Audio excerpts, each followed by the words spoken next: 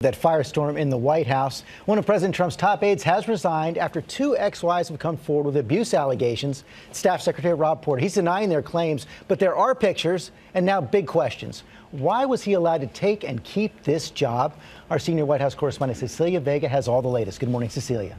George, good morning to you. So many new questions and very burning questions for this White House this morning. Just how long did this West Wing know about these domestic violence allegations facing one of President Trump's top aides?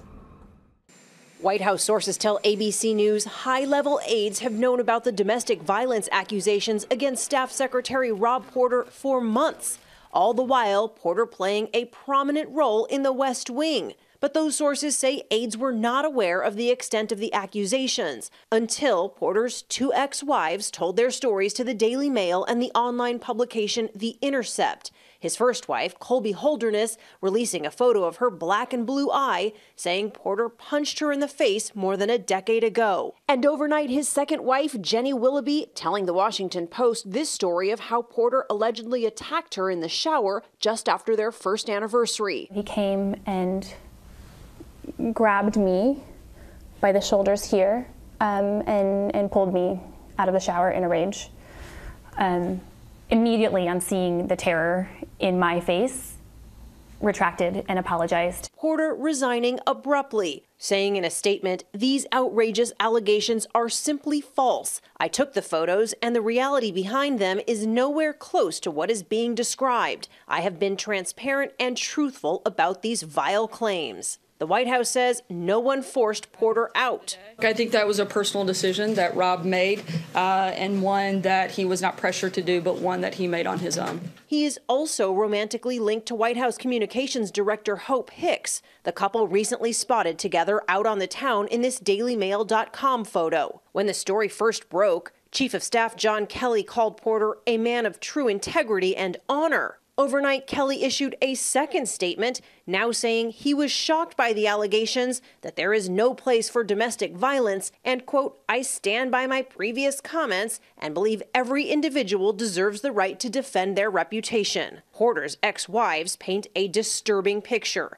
His first wife tells The Intercept, "He would lay on top of me, shaking me. He graduated to choking me, not ever hard enough to make me pass out or frankly to leave marks, but it was frightening and dehumanizing." His second wife tells ABC News she wrote this blog post about her 4-year marriage to Porter, saying, "The first time he called me an expletive was on our honeymoon." In 2010, she filed for an emergency protective order against Porter, telling authorities he punched in the glass on the door. "I called the police, afraid he would break in." Does the president have any concerns about these domestic violence allegations raised against Rob Porter? I haven't spoken to him about specific concerns. You haven't talked to the president about this? About whether or not he has specific concerns, I haven't asked him that question, Cecilia. Have you seen the photos of Rob Porter's ex-wife with a black eye? I don't know.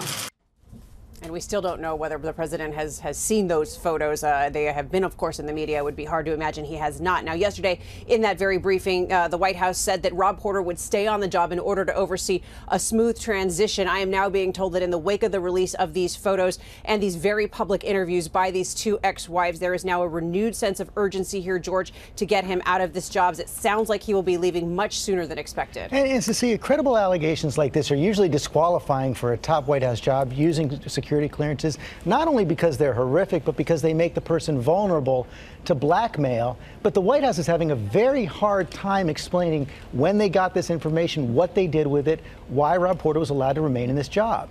And let's not forget, this is a White House that has had a tough time answering a lot of questions about relationships with women over the last year here. Of course, you saw Sarah Sanders. They're really struggling to answer some of these questions. That certainly will continue on today. One of the big questions right now has to do with General Kelly, the chief of staff. He is repeatedly now praising a man accused of beating his wives multiple times. A lot of questions, George. So many to come. Okay, Cecilia, thanks very much. Hi, everyone. George Stephanopoulos here. Thanks for checking out the ABC News YouTube channel. If you'd like to get more videos, show highlights, and watch live event coverage, click on the right over here to subscribe to our channel. And don't forget to download the ABC News app for breaking news alerts. Thanks for watching.